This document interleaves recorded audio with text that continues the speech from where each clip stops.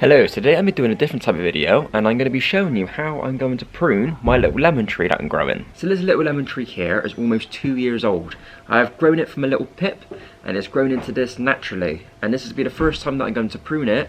The way it is now is the way it's just naturally grown, but the reason I want to prune it now is because I want it to grow a certain way, because this is basically living in my house half the year, because in the UK it does end up dying because of the cold. But because it's now starting to warm up, it's going to be outside and hopefully it's going to start growing even bigger. So the way this is grown is actually perfect because it's going to spend half the year in my house. I don't want it too big.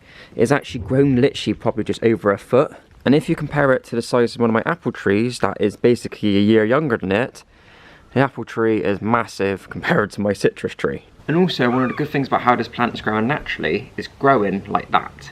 And that's what we want. We want the plant to grow up and out, not to the sides, not down, and not just straight up. It's growing into a nice like ball effect, and that is what we're hoping it's going to grow like, and we're going to prune it to help it keep growing that way as well. Because this is the way it's naturally grown, it's got some problems with it, and that's what we're going to need to prune to try and sort out. But in order to prune it, you want to get yourself one of these. What you want is a good pair of snips that has been cleaned, so disinfected, because if you used it with other plants, you don't want to end up giving a disease or something to the citrus plant. And also you want to make sure they're sharp, because you want to be able to cut it and not leave any skags. You want a clean cut, so the plant should be able to heal better once it's cut. So one thing that we need to do in order to help our citrus plant not get any diseases or any problems as it keeps growing, is we need it to have a way of the oxygen and the air going through it to basically reduce the amount of diseases it can have. And at the moment, as you can see, this middle area is very congested at the moment with leaves and other stems as well. While the tops are not, they're quite free, which is very good. And also another thing that happens as well, you get like these stems here, like this one here and this one here, where they start growing and then for some reason they just stop. They just kind of blunt themselves out. Like this one at the very bottom here, it's probably been with the plant since it was started growing. But what happens is the plant is still sending nutrients to this bit here and energy.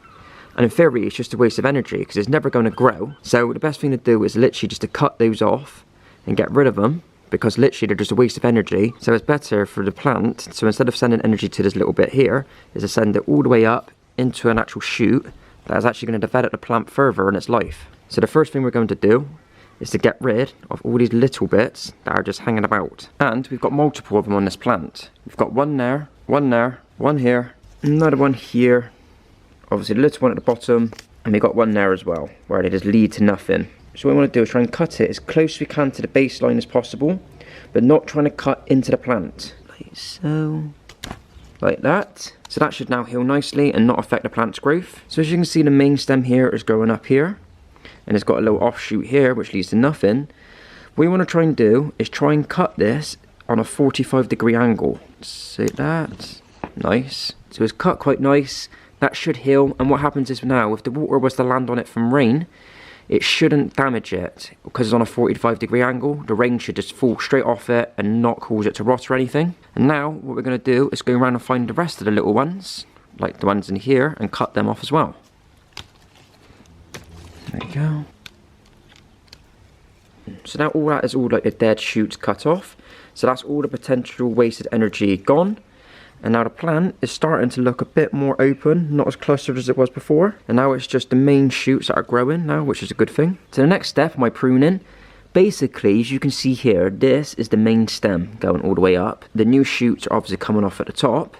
What I want to do is remove all the leaves from the bottom of this part here, because I don't want nothing growing at this part. I want this to be the base of the tree. So it's simply, all we're just going to do is just pick off the leaves, just pinch them off, just to remove them. It's like I said, I don't want no energy going to the bottom part of this tree and growing. I want all the energy to go to the top to produce more leaves, more shoots, and hopefully, in time, produce fruit. So now, the bottom of the plant is looking a lot better, not as clustered at all anymore. And once that starts growing, hopefully, that'll just firm up and create more stability for the plant, because like I said, I want most of my growth going to the top. Alright, so this is where we want to be careful, because we don't want to end up pruning more than 30% of this little plant. What we're doing basically by pruning is creating growth hormones in the plant. So every time we was to cut a branch off, cut a twig off, basically is going to release hormones in the plant and basically prompt it to grow more. But by cutting too much of the plant off, we might end up stalling the plant or potentially killing it. So this next part is the important part, because this is the part which we can't mess up, because we don't want to end up killing our plant. Right, so now our plant here is almost done, but we have got 4 shoots. We've got one here, one here, one here, and then one behind it there. So we've got 4 shoots. Right, so as these start to grow, these will end up going outwards. So we've got this one going out this way, this one growing out that way. The one behind it is growing in an angle in which it will grow out this way, which won't affect this one because they'll be going off in different directions slightly.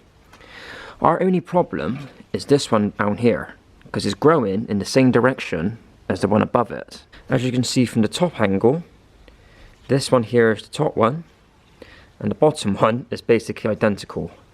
And we don't want that, because what can happen is once this one starts growing up, it could end up hitting this branch here, cause that to start rubbing down and wearing and open a wound which a disease can get into. So the best thing to probably do is to cut off this one here anyway. And the good thing is, because it's so close to the bottom, it's probably a good thing to cut it off, because like I said, I don't want as much shoots at the bottom. I want my plant to be growing up taller. So we're going to cut this one off here, and it's going to eliminate 2 problems of having stuff too close to the bottom and the branch potentially getting in the way of the main one at the top. Same again, we'll go in and cut this bad boy off. There we go. So now this is now looking a lot more better, a lot less clustered. So now there shouldn't be any problems with the shoots that are here growing, and nothing's going to rub and cause any diseases or any damage. Alright, so this is probably about the limit that I was able to cut off safely without damaging my plant. So this probably was about just around about 30% of the growth of the plant. So hopefully now this will now get bigger in the summer, potentially create more shoots. I won't expect it to flower yet because it's still too young. I'll be a bit worried why it's producing fruit at the moment. As this thing gets bigger, what I might end up doing is cutting the top of these ones off here to stop them, and then produce more shoots of them coming out as so. Because then I want it to not only just go up and keep going up, up, up, I need it to expand in different directions to create like a bush. That is just a simple video on how I was able to prune a little lemon tree bush by not going too far. Let me know what you guys think on how you prune your lemon trees as well, and if I should wait a little bit longer before cutting the ends of these off here to promote more growth going sideways. So I hope you guys did enjoy, and I hope you learned a little bit on how to prune your little citrus trees.